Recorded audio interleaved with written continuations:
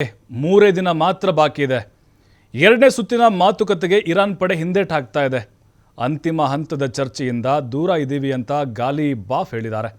Hormuz ಜಲಸಂಧಿಯೇ Iran ಪಾಲಿನ ಅತಿ ದೊಡ್ಡ ಅಸ್ತ್ರ ಇದು. ನೋಡಿ, ಅದನ್ನೇ ಮುಂದಿಟ್ಕೊಂಡು ಅಮೆರಿಕನ್ ಹೆಂಗೆ ಬಗ್ಗು ಬಡಿತಾ ಇದೆ ಅಂತ. ಅದು ಮುಂದಿನ ಮಾತುಕತೆ ನಿಗದಿವರೆಗೆ ಹೊರ್ಮುಜ್ ಸಂಘರ್ಷ ಮುಂದುವರಿಯುತ್ತೆ.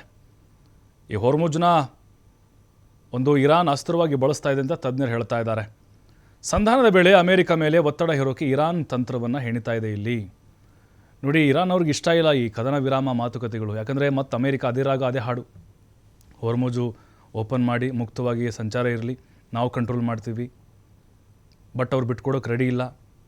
ಹೊರ್ಮುಜನ ಬಿಟ್ಕೊಟ್ರೆ ಇರಾನ್ ಅವ್ರಿಗೆ ದೊಡ್ಡ ಲಾಸ್ ಅಂತ ಹೇಳ್ಬೋದು.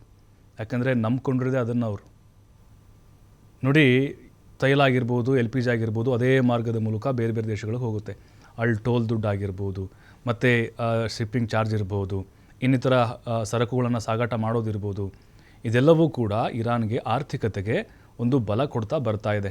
ಇದನ್ನ ಕಳ್ಕೊಂಡ್ಬಿಟ್ರೆ ಮತ್ತು ನಾವು ಭಿಕ್ಷೆ ಪಾತ್ರೆ ಎತ್ತಬೇಕಾಗತ್ತೆ ಪಾಕಿಸ್ತಾನಂಗೆ ಅನ್ನೋದು ಅವರ ಒಂದು ಮನಸ್ಥಿತಿ ಆಗಿದೆ. ಯಾವುದೇ ಕಾರಣಕ್ಕೂ ಹೊರ್ಮುಜನ್ನು ನಾವು ಬಿಟ್ಕೊಡೋದಿಲ್ಲ ಅನ್ನುವಂಥ ವಾದವನ್ನು ಇರಾನ್ ಅವರು ಮಾಡ್ತಾ ಇದ್ದಾರೆ.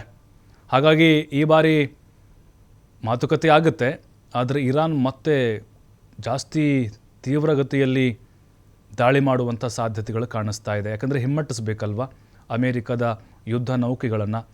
ಅವರ ಸೇನಾ ಕ್ಯಾಂಪ್ಗಳಿದ್ದಾವೆ ಸುತ್ತಮುತ್ತಲು. ಅದೆಲ್ಲವನ್ನು ಟಾರ್ಗೆಟ್ ಮಾಡಿಕೊಂಡು ಇರಾನ್ ಅವರು ದಾಳಿ ಮಾಡುವಂಥ ಸಾಧ್ಯತೆಗಳು ಕಾಣಿಸ್ತಾ ಇದೆ. ನೋಡಿ, ಇನ್ನು 3 ದಿನ ಇದೆ ಕದನ ವಿರಾಮದ್ದು. ಈಗ ಮಾತುಕತೆ ಆದರೆ ಓಕೆ, ಇದನ್ನೇ ನೆಪ ಮಾಡಿ ಅಮೇರಿಕದವರು ದಾಳಿ ಮಾಡ್ಬೋದು ಅಂತ ಅನ್ನಿಸ್ತಾ ಇದೆ.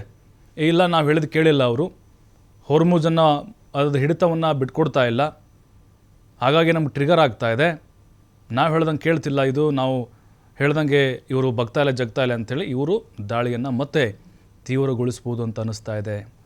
ನಾಳೆಯ ಮಾತುಕತೆ ಬಹಳ ಇಂಪಾರ್ಟೆಂಟ್. ಇದು ಜಗತ್ತಿನ ಪಾಲಿಗೆ ಕೇವಲ 2 ದೇಶಗಳ ನಡುವಿನ ಒಂದು ಯುದ್ಧ ಮಾತ್ರ ಅಲ್ಲ, ಇದು ಇಡೀ ಜಗತ್ತಿಗೆ ಬಂದಿರುವಂತಹ ಒಂದು ಆಪತ್ತು, ಅಪಾಯ ಅಂತ ಹೇಳಬಹುದು. ಇಸ್ರೇಲ್ನವ್ರದ್ದು ಬಿಡಿ, ಅವ್ರು ಯಾರು ತಲೆ ಕೆಡಿಸ್ಕೊಳ್ತಾ ಇಲ್ಲಿ, ಅವ್ರು ನಿರಂತರವಾಗಿ ದಾಳಿಗಳನ್ನ ಮಾಡ್ತಾ ಇರ್ತಾರೆ. ಅವರು ಕೂಡ ವಾಪಸ್ ಇರಾನವರು ಹೊಡೆದುಕೊಂಡು ಬರ್ತಾನೆ ಇದ್ದಾರೆ. ಇಲ್ಲಿ ಬರಬೇಕಾಗಿರೋದು ಅಮೇರಿಕ ಇರಾನ್ ಅವರ ಈ ಹೊರ್ಮುಜ್ ಏನಿದೆ, ಆ ಡಿಮ್ಯಾಂಡ್ ಇದೆಯಲ್ಲ, ಅದಕ್ಕೆ ಓಕೆ ಅನ್ಬೇಕಷ್ಟೇ. ಅದಾದರೆ ಮಾತ್ರ ಇಲ್ಲಿ ವಾರ್ ಸ್ಟಾಪ್ ಆಗಬಹುದು. ನೋಡಿ, ಮತ್ತೆ ಏನಾಗ್ಬೋದು ಅಂತ ಹೇಳಿದ್ರೆ, ಈಗ 3 ದಿನ ಬಾಕಿ ಇದೆ. 3 ದಿನ ಆದಮೇಲೆ ಮತ್ತೆ ಯುದ್ಧ ಖಂಡಿತವಾಗ್ಲೂ ಅಲ್ಲಿ ಶುರುವಾಗುತ್ತೆ. ಅದು ಅಮೇರಿಕದಿಂದಲೂ ಕೂಡ ಇರಾನ್ ಮೇಲೆ ದಾಳಿ ಆಗುತ್ತೆ. ಯಾಕಂದರೆ ಇರಾನ್ ಅವರಂತರೂ ಈ ಮಾತುಕತೆ ಫಲಪ್ರದ ಆಗದೇ ಇದ್ದರೆ ಅವರು ಕೂಡ ಅಮೇರಿಕದ ಆ ಮಾತುಗಳಿಗೆ ಕೇರ್ ಮಾಡೋದಿಲ್ಲ. ಅವರು ಟ್ರಂಪ್ ಬಗ್ಗೆ ತಲೆ ಕೆಡಿಸ್ಕೊಳ್ಳೋದಿಲ್ಲ. ಎಷ್ಟು ಸಾಧ್ಯವೋ ಅಷ್ಟು ಹೊಡಿತಾನೆ ಇರ್ತಾರೆ.